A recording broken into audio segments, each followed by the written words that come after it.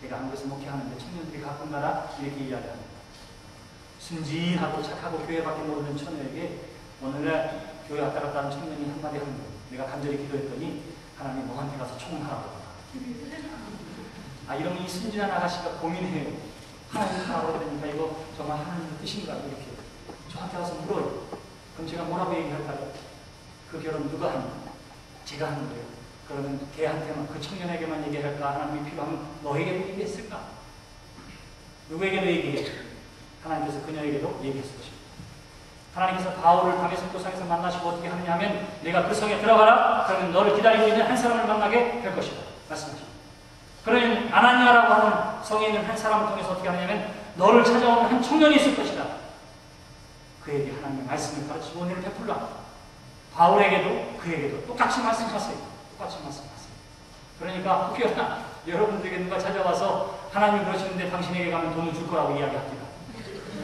이렇게 얘기해도 뭐예요? 하나님의 뜻이냐고 고민하면서 저에게 묻지 마세요.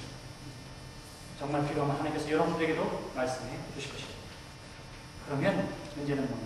우리가 간절히 기도하는 가운데에 과연 어디로 가는 것이 하나님의 이끄심인지, 어디에 하나님의 뜻이 있는지 우리가 어떻게 알 수 있겠느냐 하는 거예요.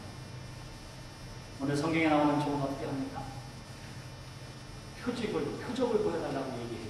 그 표적이 뭐냐면 만일 내가 만나는 사람이 정말 하나님이 보내주신 사람이라면 이러이러한 조건들을 가지고 있는 사람이라.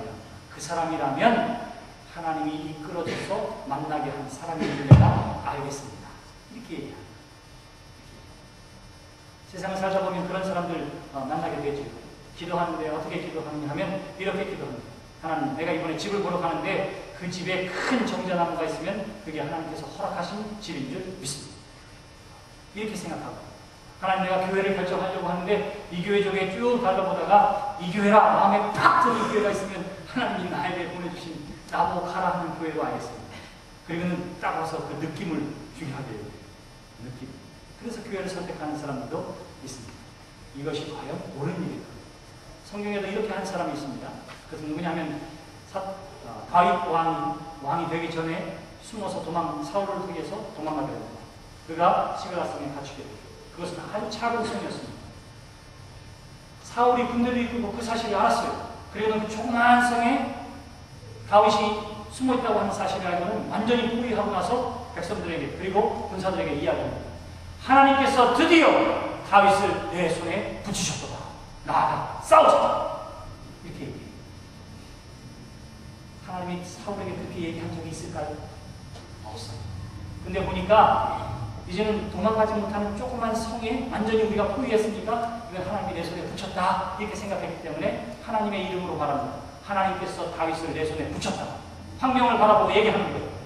같은 시간에 다윗은 어떻게 했는지 아십니까? 하나님 앞에 기도해요. 하나님, 내가 지금 사울에 의해서 포위되어 있습니다. 우리가 죽게 되었습니다. 어떻게 할까요? 하나님 앞에 기도합니다. 하나님께서 말씀하십니다. 나아가 싸우라! 하나님의 응답을 받았어요. 다시 한번 기도합니다. 하나님, 정말 어떻게 해야 하겠습니까? 물었더니 하나님께서 말씀하십니다. 나아가 싸우라! 내가 너와 함께하리라. 그리고 나아가서 전쟁에서 승리하게 됩니다. 자, 보세요. 환경을 바라봤을 때에 사울이 어떻게 했다고요? 여기 하나님의 뜻이 있어. 이렇게 이야기합니다. 다윗은 그 환경 가운데서 어떻게 하느냐면 하나님 앞에 기도합니다. 그는 도망가야 하고 어쩌면 땅굴을 파고 숨어야 할지도 모르는데 하나님의 응답은 뭐냐면 나아가 싸우라. 내가 너와 함께 할 것이다. 내가 전쟁에 이길 것이다. 그 말씀을 붙들고 나아가서 승리합니다. 그러므로 우리가 실수하기 아주 자주 실수를 범하는 것 가운데 하나가 뭐냐면 우리가 기도는 하지만 하나님의 뜻이 하나님의 뜻이 어디에 있는가 하는 것을 환경을 바라보면서 결정하게 됐습니다. 감정을 가지고 결정할 때가 있어요. 그러면서 근거를 드는 게 뭐냐 하면 하나님의 말씀입니다. 그 말씀이 무엇입니까? 오늘 이 종의 이야기. 하나님, 이것이 정말 하나님의 뜻이라면 나에게 표적을 보여주세요. 이거. 마치 손을 100번이나 보는 사람이 있어요. 근데 이 사람이 하나님 앞에 기도합니다. 하나님이 나에게 주신 짝이 이 100명의 처녀 가운데 어떤 사람인지 알게 해주시길 원합니다. 내가 딱 나갔더니 그녀는 흰 블라우스를 입고 있고 그리고 칼질을 하는데 오른손에는 포크를 들고 왼손에는 칼을 드는 사람이 있다면 그 사람이 나에게 주신 하나님의 짝으로 알겠습니다. 이렇게 하고 기도하고 간다면 하나님이 정해주신 짝을 평상시와 다르게 포크를 오른손에 칼을 왼손에 들게 해줄까요? 힘 브라우스 입고 가야 한다 하나님께서 말씀해 주실까요? 그것으로 판단하는 것이 옳은 일일까요? 성경대로 이야기하면 여기에서 조금 그렇게 하고 있지만 그것은 옳은 일이 아닙니다. 기드온의 경우도 마찬가지였습니다. 기드온은 농사꾼의 아들이었고 농사짓는 사람이었습니다. 근데 히브리서 기자는 뭐라고 얘기하냐면 하나님 앞에서 믿음으로 크게 쓰임받은 첫 번째 예로 누구를 듣냐면 기드온을 들어요. 기드온에게 하나님께서 말씀하시고 바알 우상 숭배자들을 척결하고 그곳에 신앙이 회복되어지기를 하나님께서 명령하십니다. 그 일에 최선을 다해요. 그러던 어느 날 하나님께서 기드온에게 말씀하시기를 미디안 족속과 전쟁에 나아가 싸우라 이런 명령을 주십니다. 그랬더니 기드온이 어떻게 하느냐면 이렇게 해요. 하나님 이게 정말 하나님의 뜻인지 제가 어떻게 알아요? 정말 내가 나가야 할까요? 말아야 할까요? 하나님께서 나에게 그 표징을 보여주시길 바랍니다.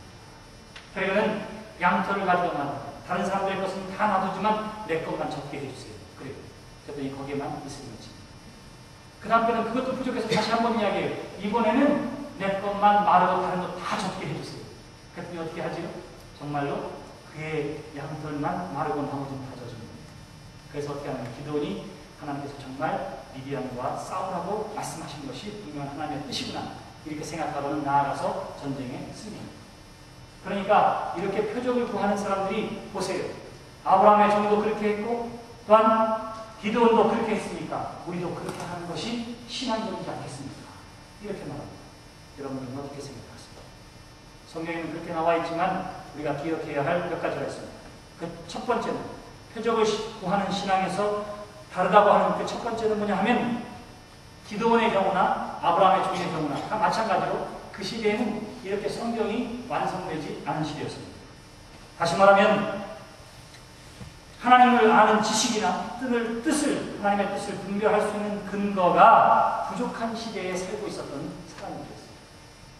하나님은 어떠한 분이신지, 하나님이 기뻐하시는 일은 무엇인지, 하나님께서 무엇을 통해서 영광 나타내기를 원하시는지, 하나님이 무엇을 옳은 일로 여기고 무엇을 나쁜 일로 여기는지에 대해서 오늘 우리에게 주어진 이 성경은 분명하게 그것을 우리에게 가르쳐주고 있습니다. 그런데 아브라함의 종이 살던 시대나 적어도 기드온이 살던 시대에는 그러한 것들을 전해줄 수 있는 성경을 가지고 있지 않았던 시대입니다. 분명한 하나님의 말씀이 분명하게 그 손에 쥐어지지 않은 시대이기 때문에 그는 표적을 구할 수 있었던 것입니다. 오늘 저와 여러분들에게도 똑같이 표적을 구할 수 있느냐라고 물으면 우리에게는 분명한 하나님의 뜻, 하나님의 기뻐하시는 뜻, 하나님의 온전히 여기시는 뜻이 어디에 있느냐면 이 성경에 있는 거예요. 성경에 있는 것입니다. 그러므로 오늘도 똑같이 그렇게 하는 것은 신앙적인 행동이라 이렇게 말할 수가 없을 것입니다. 또 하나가 있는데 기드온이나 혹은 아브라함의 종이 가지고 있는 특수한 상황 때문에 그래요. 자, 그 특수한 상황은 뭐냐 하면 기드온에게는 바알 숭배를 척결해야 하고 믿음의 회복이 요청되어지는 시대였습니다. 그리고 이방 민족 미디안 족속을 물리치라고 하는 명령을 이 기드온이 받았던 거예요. 바로 그때에 이스라엘 민족을 이 민족의 압제 가운데 구원하기 위해서 그리고 전쟁에 나아갈 때에 이것이 나에게만 주신 것이 아니라 우리 모든 사람들에게 주신 하나님의 뜻이라고 하는 사실을 분명히 이야기함을 통해서 이스라엘 민족의 사기를 고치시켜야 할 분명한 목적이 있었습니다. 그러니까 이 표적을 구하는 것을 이스라엘 백성들이 함께 봄을 통해서 여기에 하나님의 뜻이 있구나 하는 그 사실을 깨달아야만 하는 그런 특수한 상황이 기드온에게 있었던 것이죠. 바로 이와 같은 것들이 표적을 구해야 했던 또 다른 이유이기도 한 것입니다. 자, 성경이 완성되지 않은 시대였습니다. 그래서 하나님의 뜻이 어디에 있는지, 하나님이 정말 기뻐하시는 뜻이 무엇인지를 분별하기 어려운 시대에 살고 있었습니다. 그렇기 때문에 그는 때로는 표적을 구해야만 했던 것입니다. 사랑하는 성도 여러분, 오늘 저와 여러분들은 어떻습니까? 여러분들도 하나님의 뜻을 알기 위해 표적을 구하고 있지는 않습니다. 성경에 보면 계속되어지는 말씀 가운데에 제사장이 우림과 둠림이라고 하는 것을 통해서 어떻게 보면 하나님의 뜻을 묻고 우리가 전쟁에 나아갈까요 말아야 할까요 하는 것을 제비 뽑아서 결정할 때가 있었습니다.